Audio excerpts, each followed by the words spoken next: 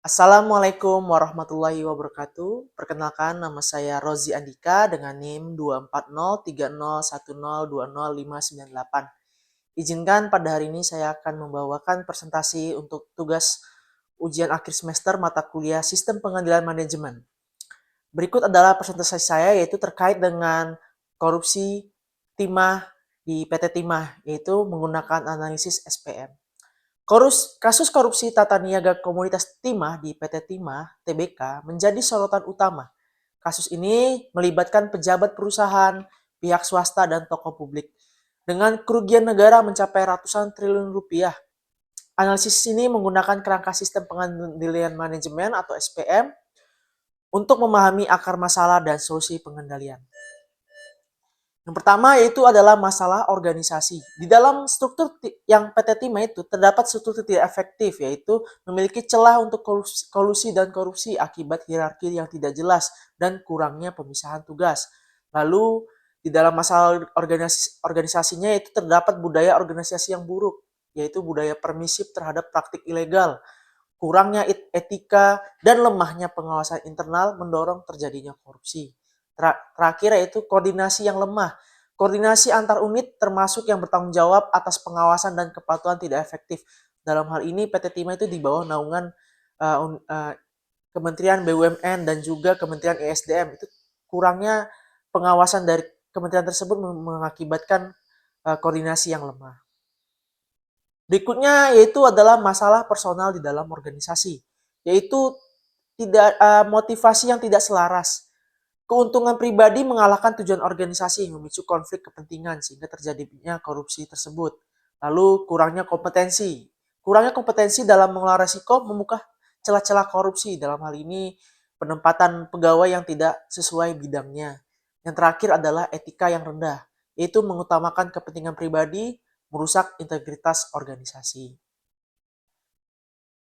Dan di dalam masalah tersebut ada insentif yang menyimpang. Insentif menyimpang tersebut terdiri dari insentif finansial yang tidak sehat, yaitu sistem insentif memberikan penghargaan berlebihan pada pencapaian target produksi tanpa mempertimbangkan dampak lingkungan atau kepatuhan hukum.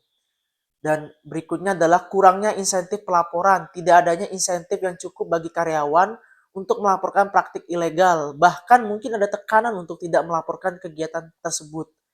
Yang terakhir adalah insentif politik. Dalam beberapa kasus, ada dugaan insentif politik yang mempengaruhi pengambilan keputusan dalam organisasi. Dan berikutnya adalah terkait pengendalian keuangan yang lemah, yaitu terdiri dari sistem akuntansi yang manipulatif. Sistem akuntansi mungkin dimanipulasi untuk menyembunyikan transaksi ilegal atau menggelembungkan keuntungan.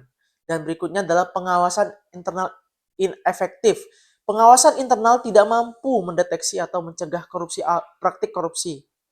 Audit internal mungkin tidak independen atau tidak memiliki sumber daya yang memadai. Yang terakhir adalah kepatuhan yang rendah. Organisasi tidak mematuhi peraturan dan standar yang berlaku, baik dalam keuangan maupun operasional. Dan berikut adalah pencegahan terhadap masalah pengendalian. Yang pertama adalah transparansi, yaitu meningkatkan transparansi dalam setiap transaksi keuangan dan operasional. Yang kedua yaitu audit independen, memastikan terlaksananya audit internal dan eksternal secara berkala dan independen. Yang ketiga adalah whistleblowing, menerapkan sistem whistleblowing yang aman dan efektif untuk mendorong pelaporan pelanggaran. Yang keempat adalah pelatihan etika, yaitu memberikan pelatihan etika dan kepatuhan kepada seluruh karyawan. Ada beberapa alternatif pengendalian, yaitu terkait dengan teknologi. Menerapkan teknologi untuk memantau transaksi dan aktivitas yang mencurigakan. Kedua adalah rotasi jabatan. Melakukan rotasi jabatan secara berkala untuk mengurangi resiko kolusi, karena beberapa pegawai yang terlalu lama di jabatan tertentu dapat meningkatkan indikasi korupsi. Ketiga yaitu kerjasama, meningkatkan kerjasama dengan lembaga penegak hukum dan badan pengawas lainnya.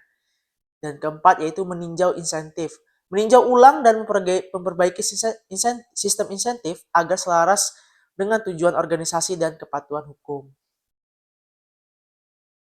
Baik, Pak, ini kita sampai di poin kesimpulan, yaitu kesimpulannya adalah pentingnya pengendalian manajemen. Kasus korupsi di PT Timah menunjukkan betapa pentingnya sistem pengendalian manajemen yang kuat dan efektif untuk yaitu dengan mengidentifikasi resiko korupsi, pengembangan kebijakan dengan prosedur yang tepat, serta implementasi dan pemantauan yang berkelanjutan. Dan juga yaitu pencegahan korupsi di masa depan. Perbaikan dalam semua aspek ini sangat penting untuk mencegah kasus serupa terjadi di masa depan. Untuk transparansi yang memungkinkan pengawasan publik, akuntabilitas yang memastikan setiap tindakan dapat dipertanggungjawabkan, dan etika yang kuat sebagai landasan perilaku. Pada akhirnya, sistem pengendalian manajemen harus dirancang untuk mendeteksi dan mencegah korupsi sejak dini, serta memberikan sanksi yang tegas bagi pelaku korupsi. Baik, demikian kita sudah selesai untuk presentasinya. Saya akhiri. Assalamualaikum warahmatullahi wabarakatuh.